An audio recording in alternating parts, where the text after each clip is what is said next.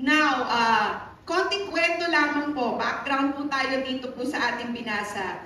Ito po, bago itong kaganapan na ito, ay kung matatandaan niyo po, si Moses po ay inutusan ng Panginoon para iligtas po yung mga Israelita from Egypt.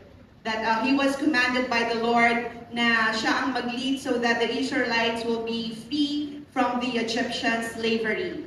At gano'n na nga po yung nangyari. Noong una, ayaw po na pakawalan ni Pharaoh ang mga Israelites. So the Lord sent 10 plagues. Tama po ba? Sino pong nakabasa dito na meron pong mga pinadalang mga plagues ang Panginoon para po payagan ni Pharaoh na ang mga Israelita po ay makalabas po ng Egypto. So as they were allowed to go out of Egypt, the Lord hardened the Pharaoh's heart. The Lord hardened the Pharaoh's heart and they pursued the Israelites. So habang sila po ay masaya na pong nakalabas ng Egypto at alam na nila na sila ay malaya na at lumalakbay na, ang puso po ni Pharaoh ay pinatigas ng Panginoon at sinabi parang nagkamali yata ng desisyon. Mukhang dapat hindi ko pinayagan kaya they pursued the Israelites.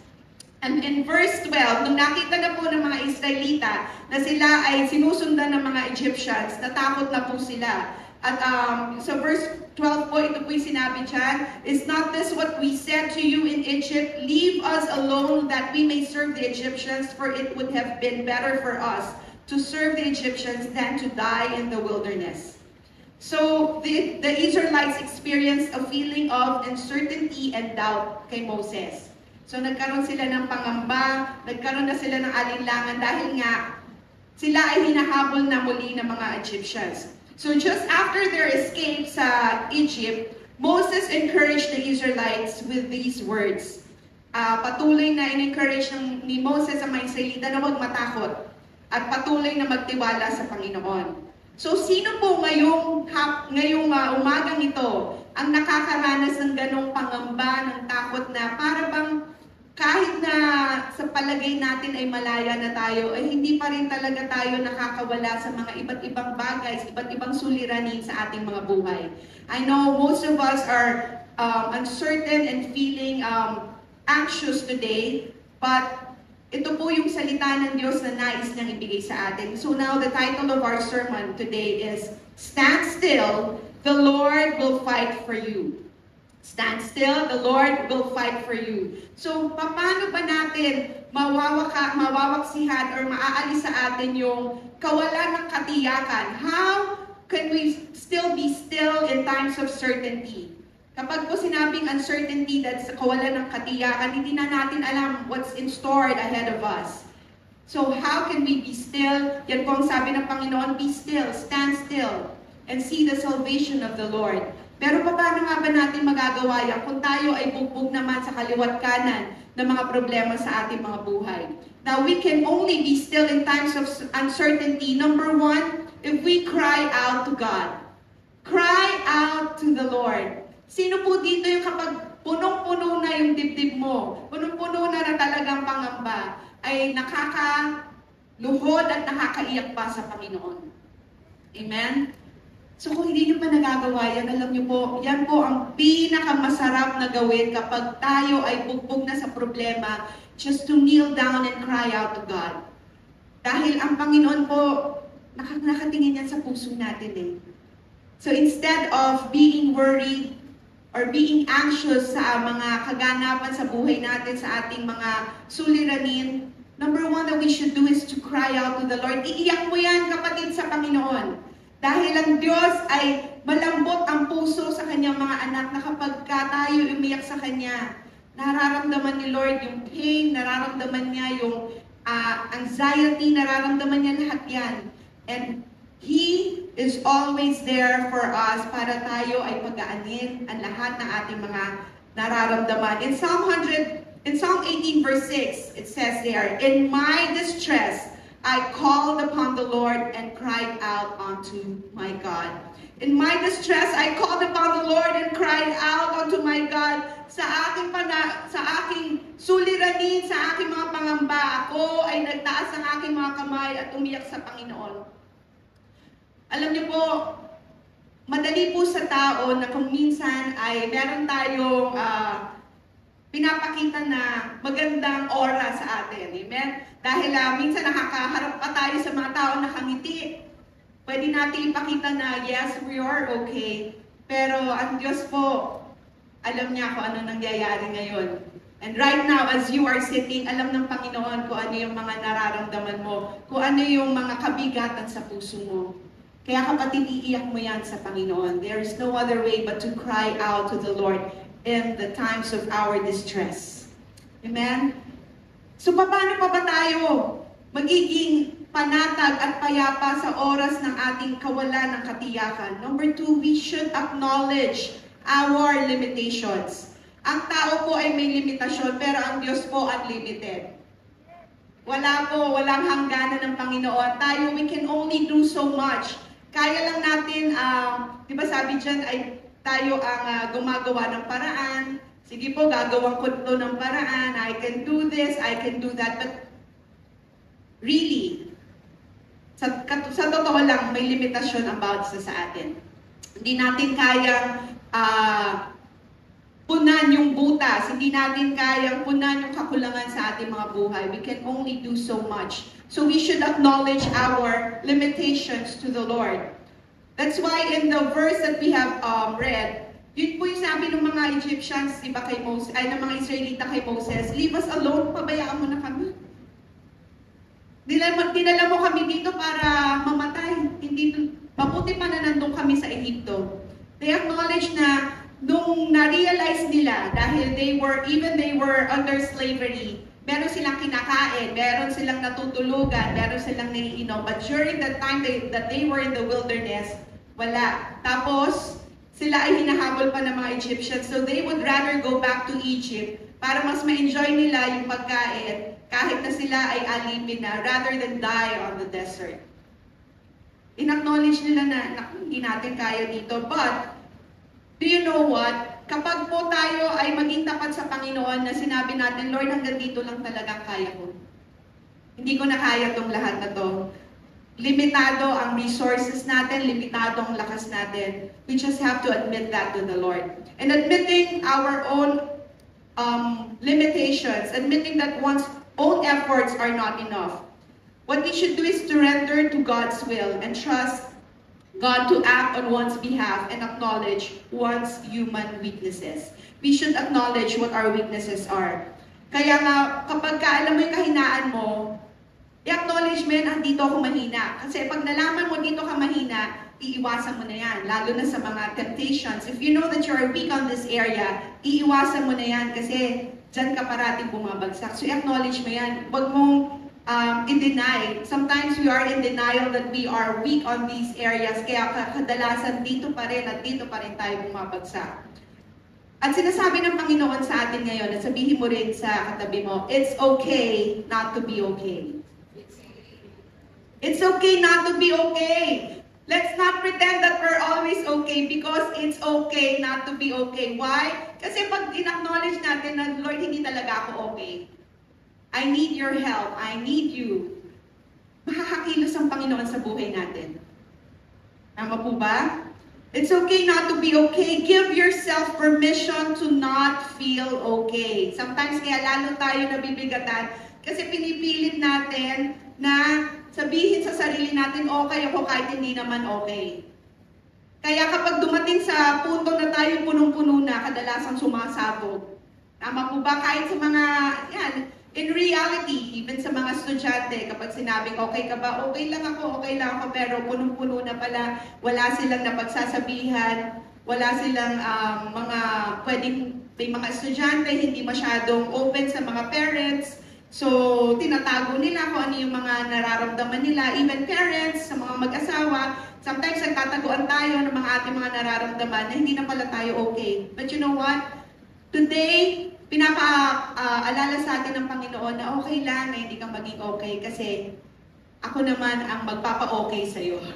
Because the Lord will restore us. The Lord's the one who's gonna make us feel okay and will fill every gap na meron tayo sa ating mga puso.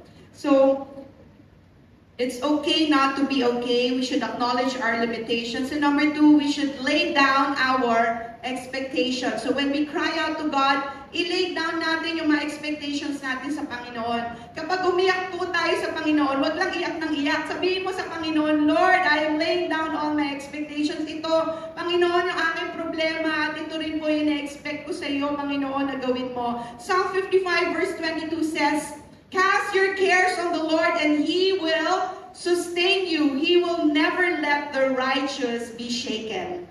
Now, the idea of laying down everything, all our burdens to the Lord, is an invitation for us to receive the help from our God. Kapag sinabi natin, Lord, nililay down ko sa iyo lahat, ito lahat ng aking mga kabigatan, we are inviting the Lord to help us. We are inviting Him to help us to overcome every situation that we are having at this very moment. So what's causing you to be anxious or to be afraid? Ano ngayon ang kadahilanan kung bakit ka ba takot? Or kung bakit wala kang katiyakan? Ikaw lang po makakasagot niyan. At ang dapat po natin gawin ay iiyak natin yan sa Panginoon. At habang iniiyak natin sa Panginoon yan, nilalatag natin, Lord, itong ina-expect ko, ito pinagpe-pray ko na gagawin mo sa aking buhay. Hallelujah. Alam niyo po sa umagang ito, I can feel that a lot of us are having so much anxiety sa ating mga puso.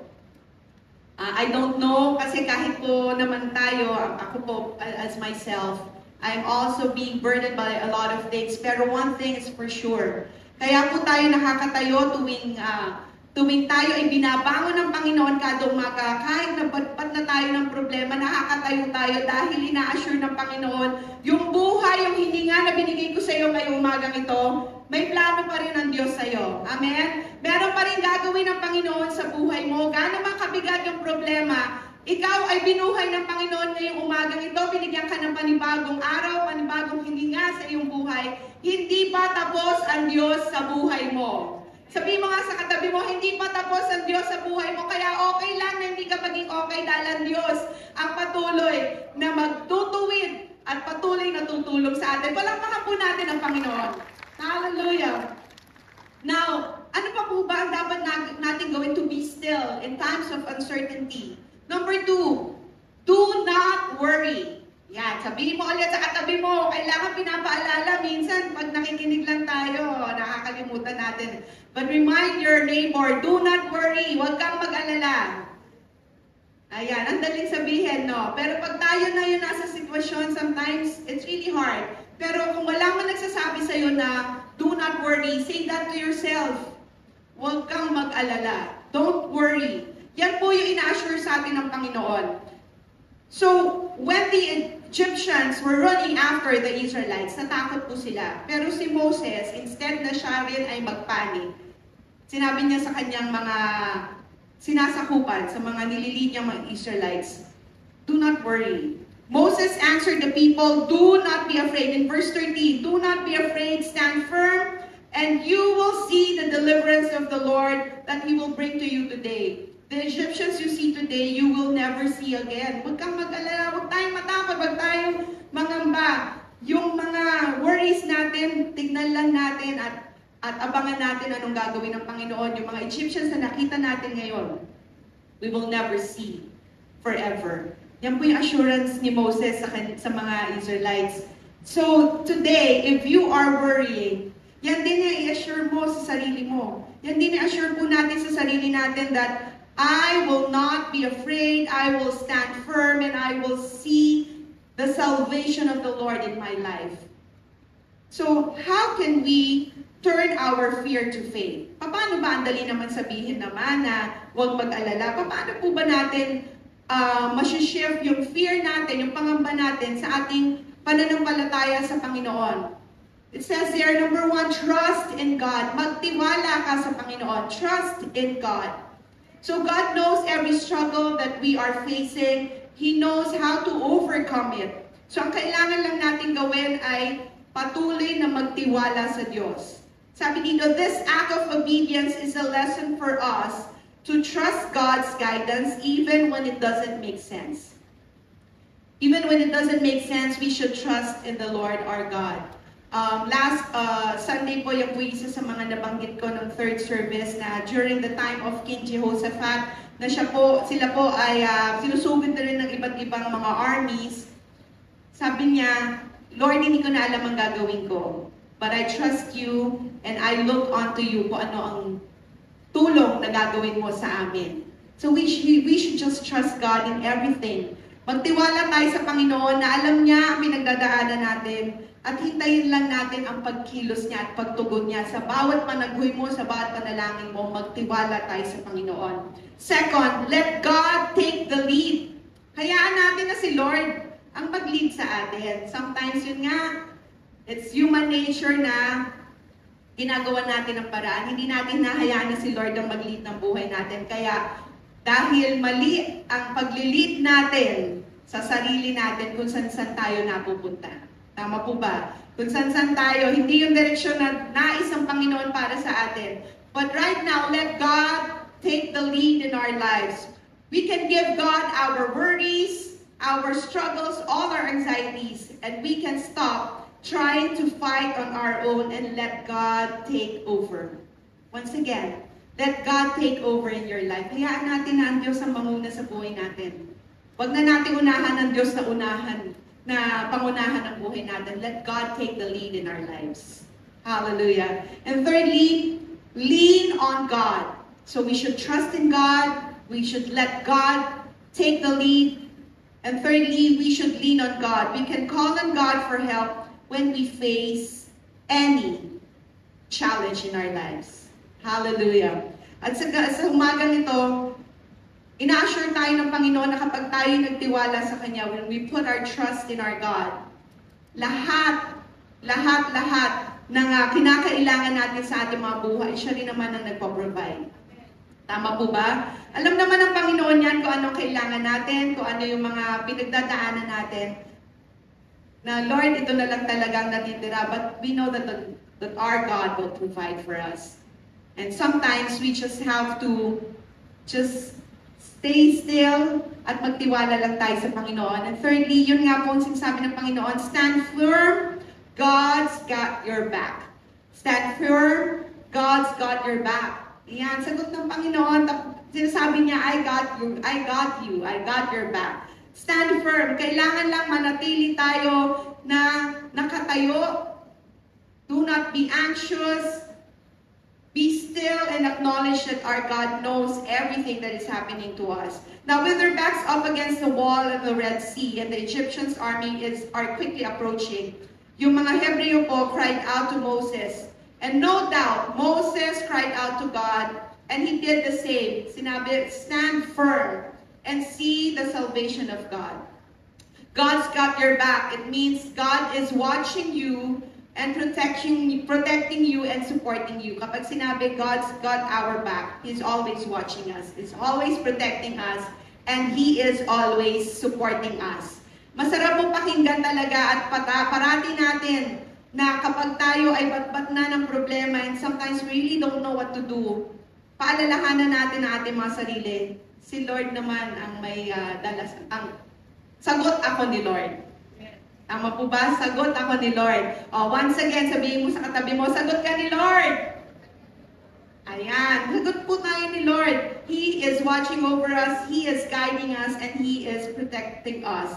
Now in Philippians chapter 4, verse 1, I just want to share this. Sabi dito, therefore, my brothers, whom I love and long for, my joy and crown, stand firm thus in the Lord, my beloved. Yan po ang paalala sa atin. Stand firm in the Lord and trust Him because, sabi dyan, He loves us so much na hindi niya tayo nilikha para lang pabayaan.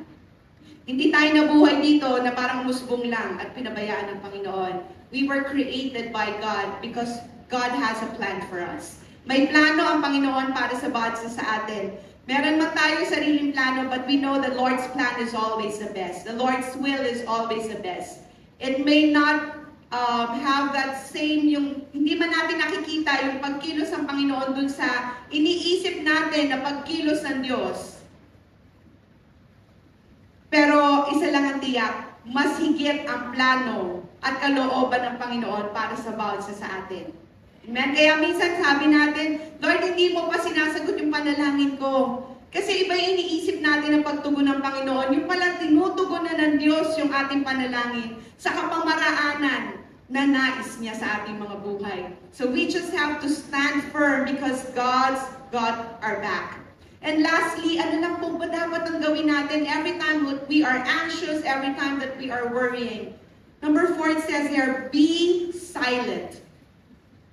Be silent and see what the Lord is about to do. Nauuna po kasi sometimes ang ating reklamo.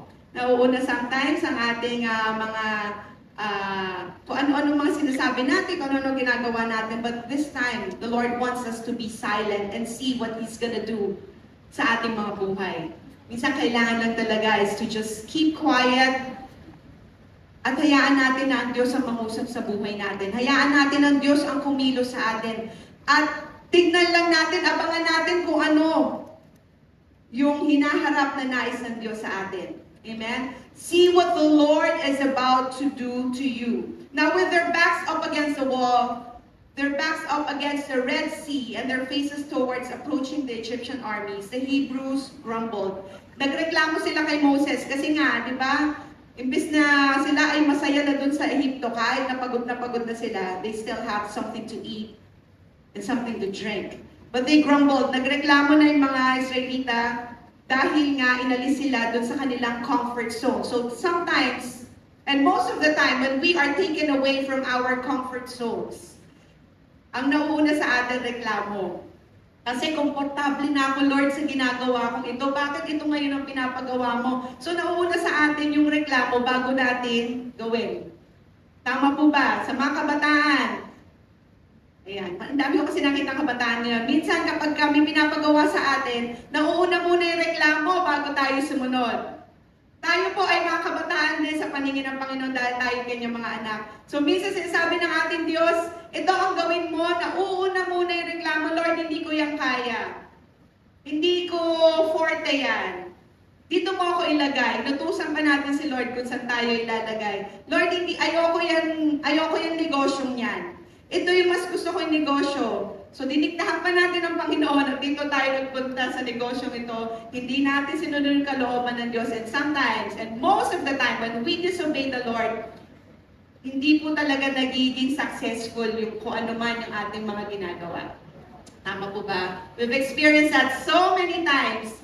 Sa mga kabataan, pwede ngayon nyo lang nararanasan yan. But for those, sa atin po na mga magkakaedad na, napakarami na po natin mga experiences sa ganyan. That when we disobey the Lord and we do something that is out of His plan, most of the time, we are unsuccessful. Hindi talaga nagiging maayos yung ating mga ginagawa. But right now, the Lord just wants us to be silent and see. Abangan mo ano ang gagawin ng Diyos sa buhay mo. Napakarami po natin talaga mga inaasam, napakarami nating mga gusto na ma-accomplish in our lives. But because of the different problems and the different challenges that comes our way, hindi tayo makausad. Parang, Lord, sa ganitong edad ko, dapat nandito na ako pero dahil sa mga iba't ibang problema, hindi ako makausad. So sometimes, the reason that's why we cannot run the race smoothly. Kung bakit hindi tayo nakakatakbo, hindi tayo nakakausad, kasi masyadong magulo. Magulo ang isip, magulo ang bibig, magulo ang sitwasyon sa ating kapaligiran. So lahat magulo, kaya hindi tayo talaga makatakbo ng maayos. But right now, the Lord wants us to just stand firm and be silent and see what He's gonna do in our lives. Palakpakan po natin ng Diyos. Expect that something great is going to happen to you. Something good is in store for you. Expect great things from our God. Yan po ang patuloy na sinasabi ng ating Pastor June. Expect great things from our God. Huwag kasi nating limitahan ng Diyos. I-expect natin mayroon pang gagawin na mas higit pa sa ating inaasahan ng Panginoon sa ating mga buhay. And in Exodus 14 verse 14, yan ang sabi niya sa atin, the Lord will fight for you and you have only to be silent. The Lord will fight for you and you have only to be silent. Ang Diyos ang patuloy na lumalaban para sa atin. The battle is not ours, it's God's.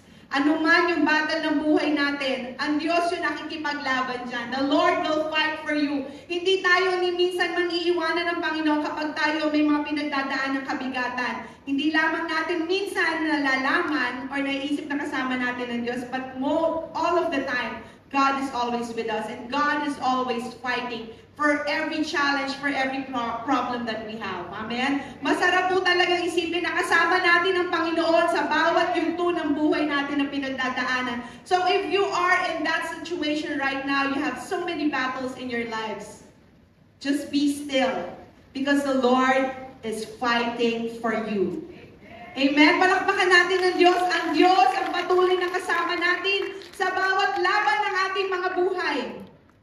Now, after reminding the followers ng ating Panginoon, meron po dito during the Apostles' time, na sila rin po nung time na nawala na si Jesus sa kanilang, na hindi na nila kasama. So, sa mga apostles were really afraid during that time. But the Lord, when He appeared to them, diba, sinabi niya, peace be with you. Huwag kayong matakot, magkaroon kayo ng kapayapaan sa inyong mga puso. And that is what the Lord is telling us right now. Now, in everything na lahat na ating mga ginagawa, avoid daw po natin yung tayo ay nagre-reklamo at nag-aaway-away. Philippians 2 verse 12 to 14 says here, do everything without grumbling or arguing. Do everything without grumbling or arguing. Kapag tayo ay puno na ng problema, nauuna minsan mainit yung ulo. Sino yung madaling uminit ang ulo po dito? Siyempre wala po aamin. Pero umamin, pero sa totoo lang, madali pong uminit yung ating mga ulo kapag tayo ay maraming iniisip. Nama po? And sometimes, kapag nauunahan ng init ng ulo, yung ating mga ginagawa, talagang nahihirapan tayong pakinggan kung ano ang nais ng Diyos sa atin.